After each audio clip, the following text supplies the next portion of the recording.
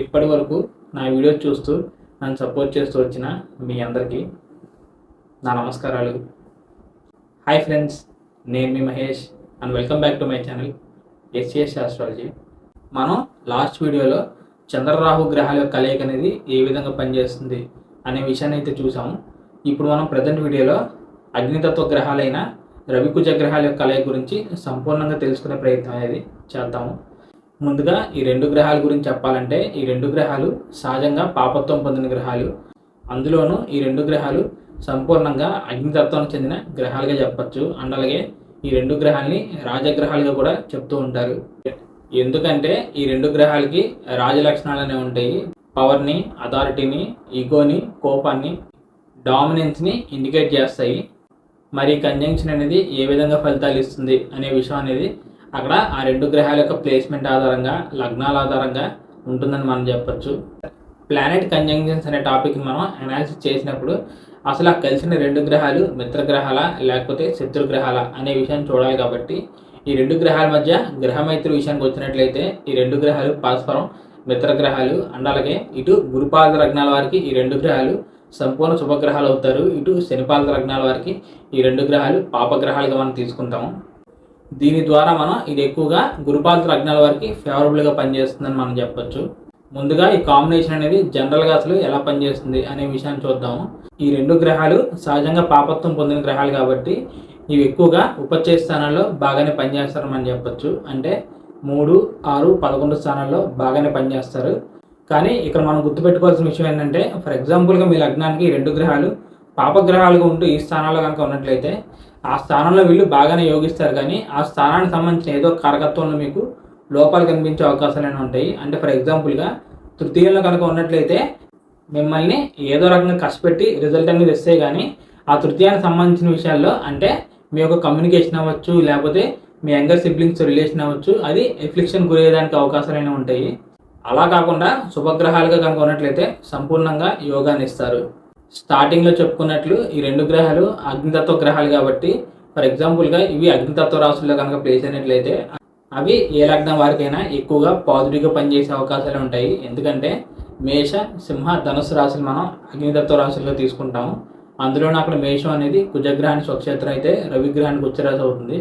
ఇక సింహం అనేది రవిగ్రహానికి స్వక్షేత్రం అవుతుంది. ఇక ధనస్సు అనేది అది గురువుకు సంబంధించిన రాశి కాబట్టి అక్కడైతే నార్మల్గా రిజల్ట్స్ ఇచ్చిన ఈ మేష, సింహరాశుల్లో మాత్రం ఈ రెండు గ్రహాలు అద్భుతంగా చాలా బలంగా పనిచేసేదానికి అవకాశాలు ఉంటాయి. తర్వాత మనకు తెలిసిన విషయం ఏంటంటే రెండు గ్రహాల యొక్క కంజంక్షన్స్ అప్పుడు ఏ గ్రహం అయితే తక్కువ డిగ్రీలో ఉంటుందో ఆ గ్రహాన్ని మనం బలంగా ఉన్నాడు అనేది తీసుకోవడం అనేది జరుగుతుంది. కానీ ఇక్కడ రవి కుజ గ్రహాల విషయానికి వచ్చినట్లయితే ఆ రెండు గ్రహాల మధ్య డిగ్రీల తేడా అనేది 10 డిగ్రీల లోపు కనుక ఉంటేనే ఈ కంజంక్షన్ అనేది వర్క్ అవుతుంది అని అయితే మనం తీసుకుంటాము.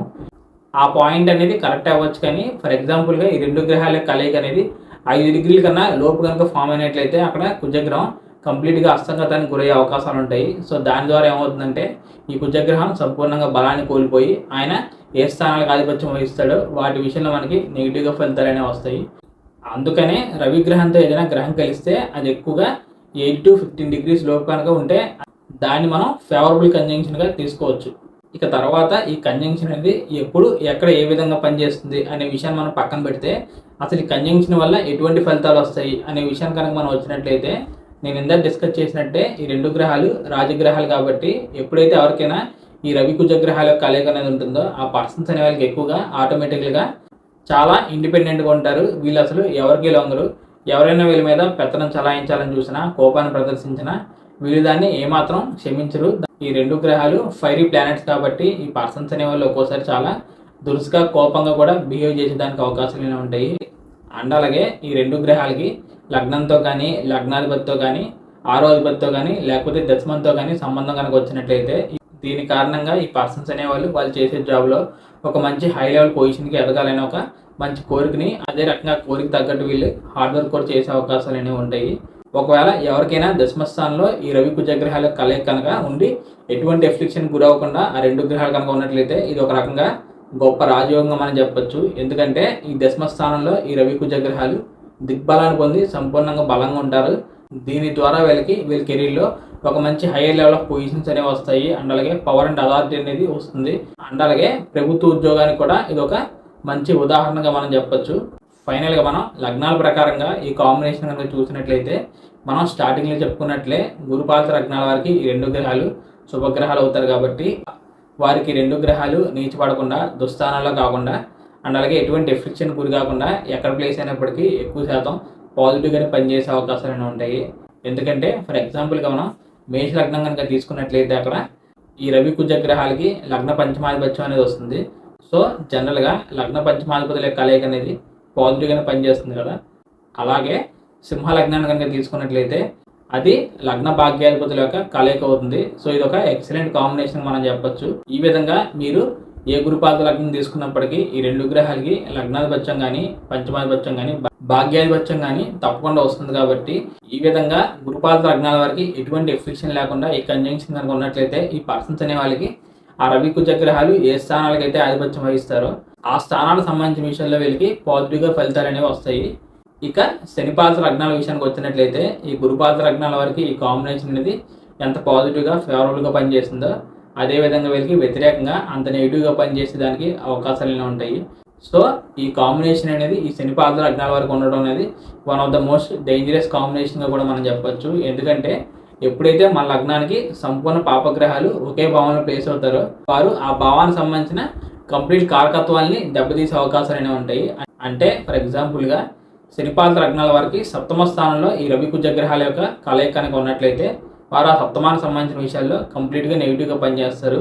దీని కారణంగా వీళ్ళకి మ్యారేజ్ పట్ల సంపూర్ణంగా ఫలితాలు అనేవి నెగిటివ్గా వస్తాయి.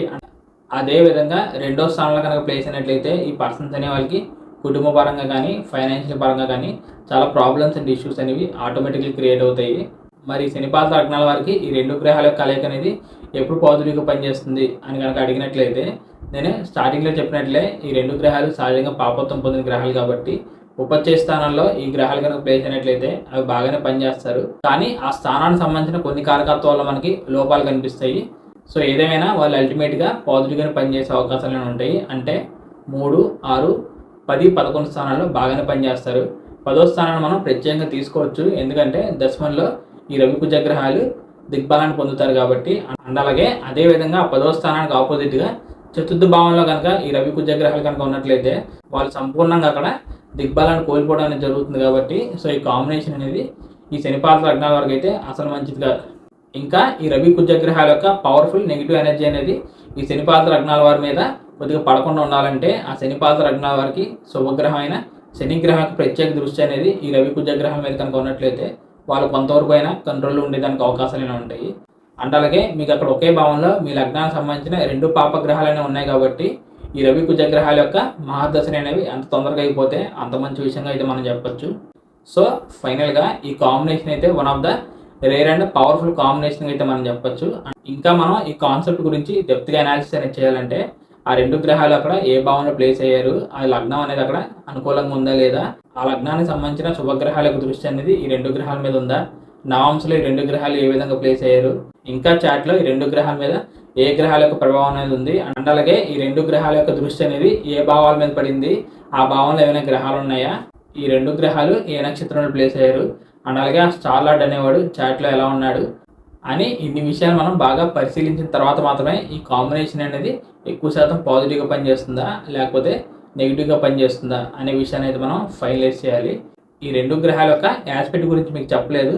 ఫర్ ఎగ్జాంపుల్గా మీకు ఈ రవి కుజ గ్రహాల యొక్క కలయిక కనుక ఉన్నట్లయితే వాళ్ళు నేను ఇందాక చెప్పిన విధంగా మీరు అన్ని రకాలుగా పరిశీలించిన తర్వాత పాజిటివ్గా ఉన్నారు అని కనుక అనుకున్నట్లయితే ఆ భావానికి సంబంధించిన విషయాల్లో పాజిటివ్గా పనిచేస్తారు.